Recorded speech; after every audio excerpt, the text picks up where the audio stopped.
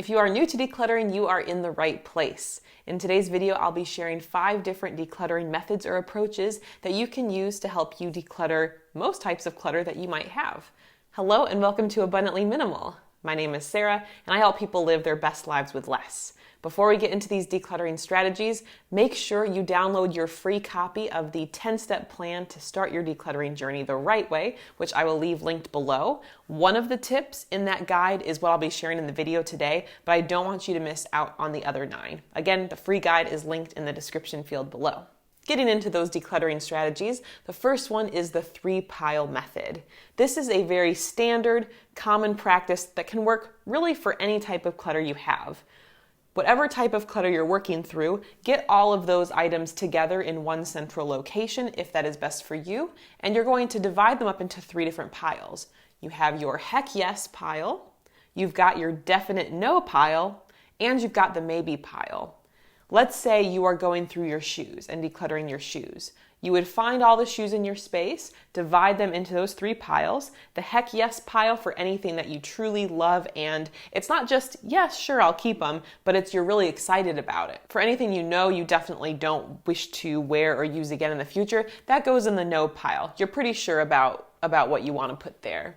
You'll also have maybe items. With maybe items, we'll go through those last at the end after you've sorted everything and reflect more about them. You may, from that point, be able to move some of them to the yes or no pile, depending upon the item. But then you can also set aside those maybe items in a box or some sort of container for later use and later examination. Doing this can give you a chance to reflect about, did you need them while you had them tucked aside for 30 days or whatever time period you wish to use. Decluttering method number 2 is the 1-year rule. With this rule, ask yourself, did I use this particular item in the last year, or do I anticipate using it in the upcoming year? With this, the year time frame is a little bit more generous than other decluttering rules or ideas out there. I find having a full year on both sides window gives us a chance to account for seasonal factors as well as different holidays and things that really only come around once a year. But reflect, if you didn't use an item in the past year and you realistically don't see yourself using it in the next year, then it's probably something that could be donated or maybe passed on to someone else. You probably don't need to hold on to it in your space. Number 3 is one of my favorites that I've mentioned a lot here on the channel, and that is put it to the test. Try something out, use it, and the action of you using it will provide the clarity about whether or not you keep it. This works great with any wardrobe clutter or different accessories to determine if you want to keep something, wear it. See if you enjoy it. For a different food ingredient, try cooking with it to know if you like it or you don't like it.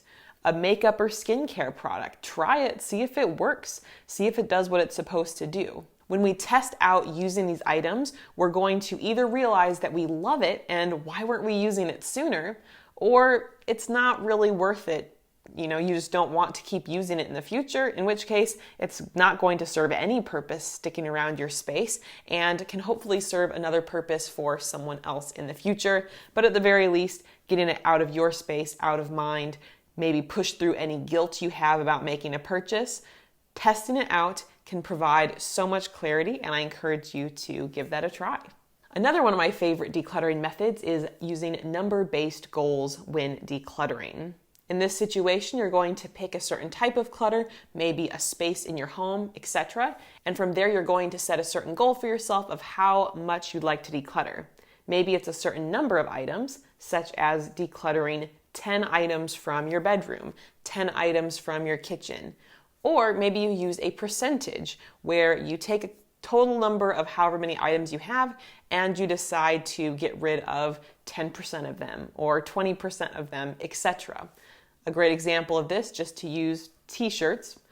However many t-shirts you have, let's say you have 20 t-shirts and you decide that you want to get rid of 20%.